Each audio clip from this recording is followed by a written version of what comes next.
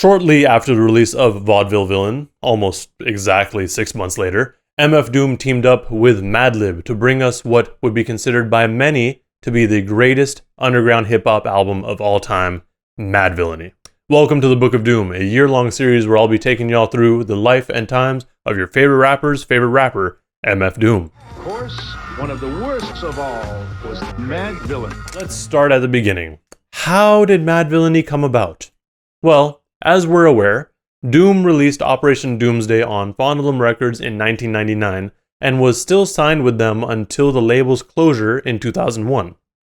At this point in his career, Doom lived between Long Island, New York and Kennesaw, which was a suburb in Atlanta, Georgia. And somehow, Egon, who was Madlib's manager at Stone's Throw, caught wind of this. Conveniently, he had connections in Kennesaw and asked them to send over some beats that Madlib had made.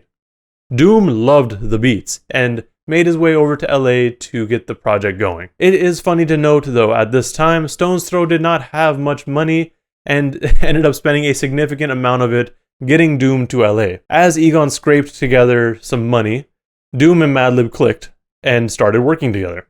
Another interesting thing about the whole contract and just everything involved with this endeavor is that the contract itself was written and signed on a paper plate. When all that was said and done, recording finally began in 2002. Madlib reportedly made hundreds of beats during this time, some of which were used for Madvillainy, and some for other projects, including his Dilla collab, Champion Sound. As Madlib talked about in his Red Bull Music Academy interview/lecture, the process for this album wasn't super strict. Process wasn't really a big deal. We just hung out, went to clubs, got drunk. I'll hand him a beat CD. I'll go to sleep. He'll work on some music. He'll go to sleep. I'll wake up. I'll make some more beats, listen to what he did. We might take some shrooms together if we awake at the same time, and then listen to the music when it's done. Meanwhile, Doom was really just trying to finish up the project as soon as possible so that he can go back to his family. I'm trying to finish the record so I get back home. You know, I'm staying in LA. I'm trying to get back to my children and whatnot. So I'm working as fast as I possibly can without sacrificing the quality. As the album began to finish up, Madlib found himself in Brazil to participate in a Red Bull Music Academy lecture in November of 2002. While on this trip, he took some time to go crate digging, as he is wont to do, to create some more beats for Madvillainy. This was also in the early days of internet piracy, so unfortunately the demo for Madvillainy was stolen and leaked online.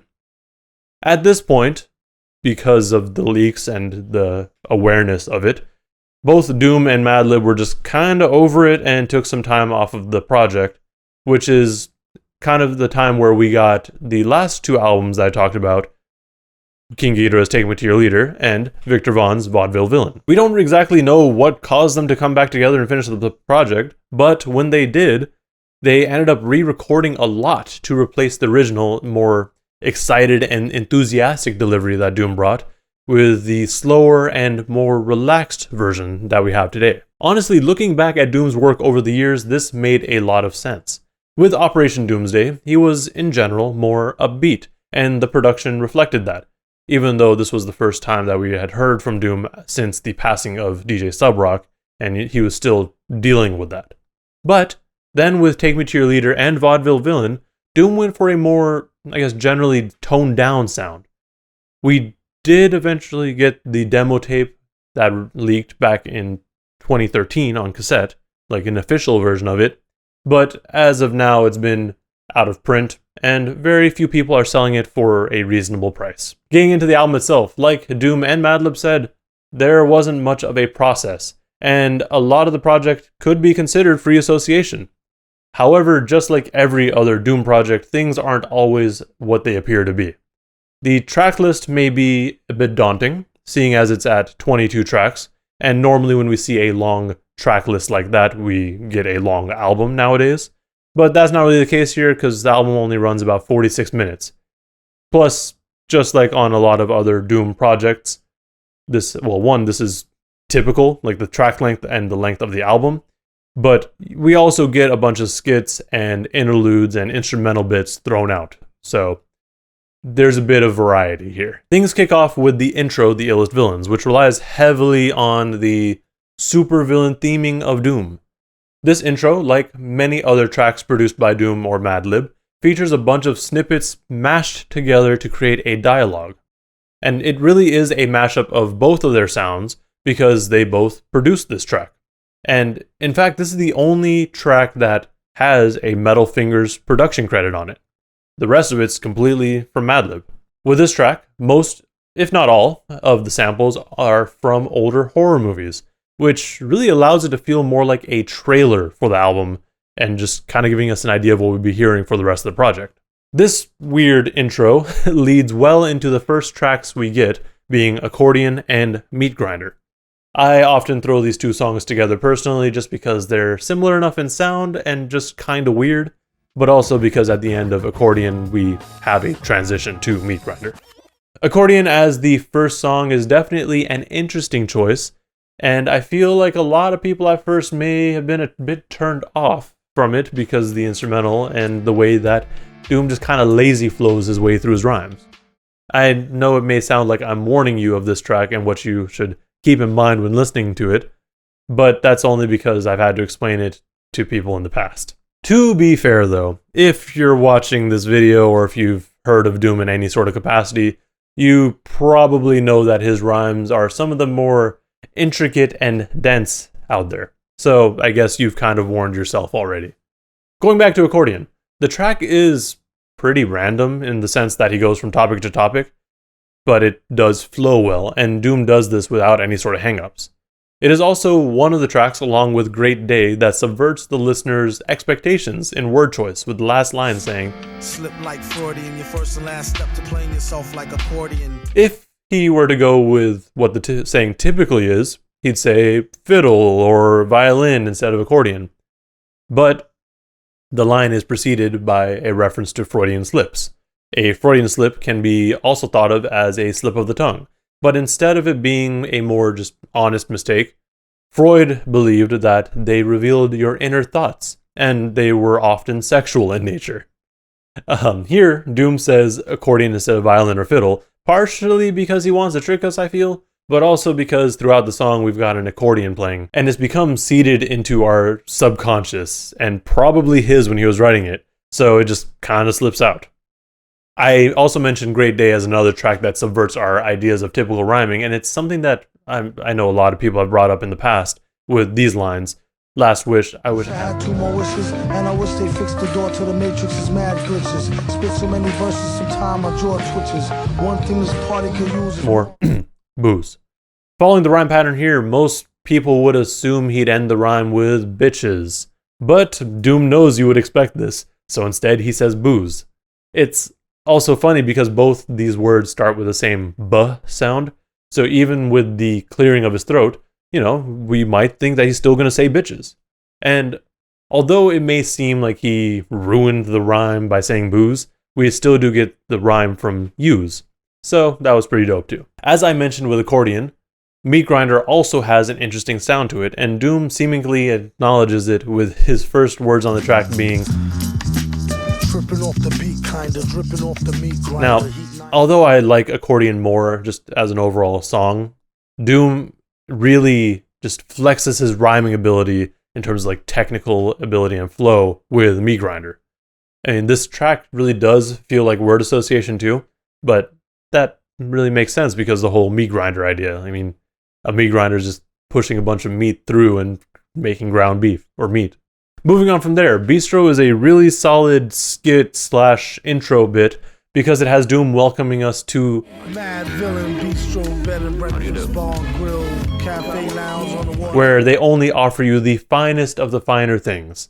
Aside from simply welcoming us to the Bistro, he's also introducing us to everyone that's had major involvement with this album, including Madlib, King Ghidorah, Yesterday's New Quintet, Victor Vaughn, Quasimodo, and of course the villain himself, as your host.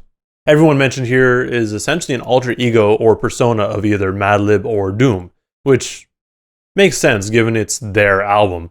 But it also is done this way, I feel, to make it seem like this is a much bigger production than it may have actually been.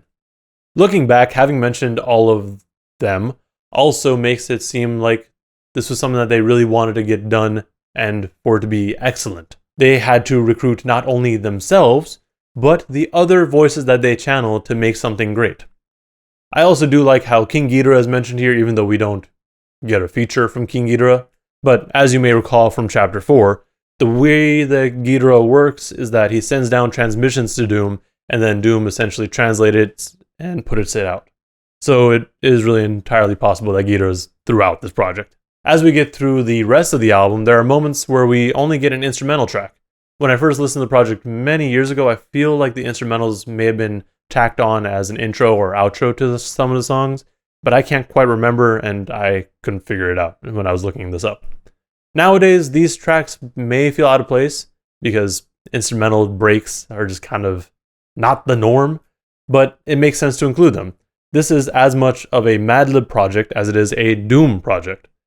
The three instrumentals that we get here are Sick Fit, Do Not Fire, and Supervillain Theme, all of which I feel do make sense in terms of their placement. It's like each instrumental break signifies a theme in terms of production going forward. As Doom alluded to earlier, we get a guest appearance from Victor Vaughn on the track Fancy Clown. Victor Vaughn, if you're unaware, is another persona of Doom's and is meant to be a more, younger and more brash version of Doom. There's also something about him coming from a different dimension and all, but I go more into that in Chapter 5 of the Book of Doom. I love this track because it's just Vic talking about how Doom stole his woman and calls her up to confront her. It's also really interesting because throughout the track he also reveals that he's just been kind of cheating on her as well. So I don't know what he's really mad about. Aside from that, this track is something that I feel like a lot of people can relate to, at least with the basic subject matter. And it's also just a subject that Doom doesn't go into too frequently. But it is something that Vic talks about every so often, most notably with the track Let Me Watch from Vaudeville Villain. It is funny to relate those two tracks because in both it has Vic being a guy that seems to get what he wants, but somehow finds a way to mess things up. One of, if not the track that Doom is most well known for, is All Caps. And it's great to have it included towards the end of the project because it's pushing people to know his name. It's actually funny though, because at no point does Doom say his own name on this track.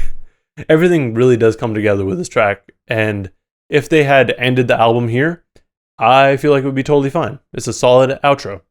The instrumental itself is really reminiscent of early superhero cartoons, or like an intro to it, because it's more upbeat.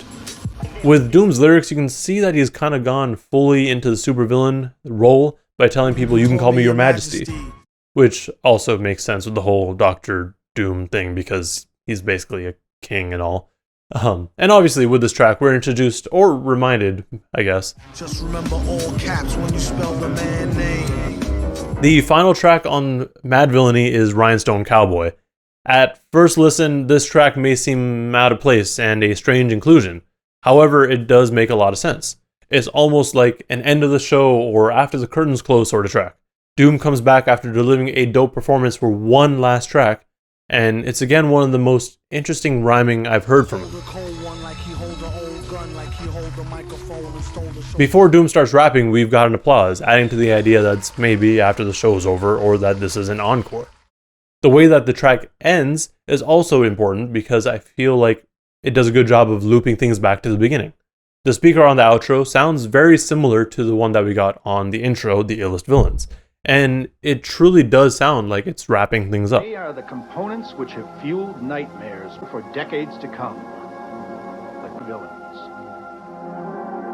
A few years after the release of Madvillainy, it was revealed that Doom and Madlib were working on a sequel. As time passed though, it seemed less likely that we'd ever actually get it, and it seems that Madlib felt that way too, which is why the official Madvillainy 2 is just a remix album, which dropped in 2008. Madlib had sent beats to Doom, but as he was barred from returning to the US because he wasn't actually a US citizen, he was a bit harder to get into contact with. Back in 2014, we got the first sort of confirmation that a proper sequel was on its way via an Instagram post from Peanut Butter Wolf. The post was a screenshot of an email from Doom saying, "What up, Chris? Hope you're doing well, my man. Good news. I'm just about done. Doing some final touch-ups over the weekend, then she'll be ready. Sounding really dope. Just giving you a heads up. Peace. D." For one reason or another, we still haven't gotten Madvillainy 2. I would like to attribute it to Doom and Madlib wanting everything to be perfect and just waiting for the right time to drop it. But we wouldn't hear any further information about this project until after Doom's passing, where Peanut Butter Wolf said that it's 85% done. The 85% done number was according to Doom himself, and the reason for it not being released or there not being any singles from it was because Doom insisted that the label hold off until he finished up a few more tracks. I guess we'll just have to wait and see. Maybe we'll get these tracks sometime in the future, but all I know is that if and when it does come out, it will be done right. I feel like Peanut Butter Wolf and Madlib have enough respect for Doom to make sure that it's a proper project. That about wraps up Chapter 6 of the Book of Doom, Madvillainy. This album holds a special place in my heart for being the album that really made Doom's music click for me, and I'm sure others felt that way too.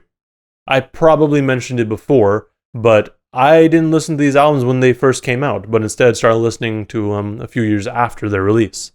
I believe my first real exposure to Doom was with Food, which seemed a bit disjointed and random at first, but after listening to Madvillainy, things started to make more sense. This album is just so solid from front to back, and even though a lot of the tracks may seem random and disjointed here as well, it all does tie together to bring us a solid body of work. I could go on about every track on this album, but then we'd be here for hours. So if there is a track that you'd like me to go further into, let me know in the comments below. While you're there, let me know what you thought of this chapter and your thoughts on Madvillainy as a project.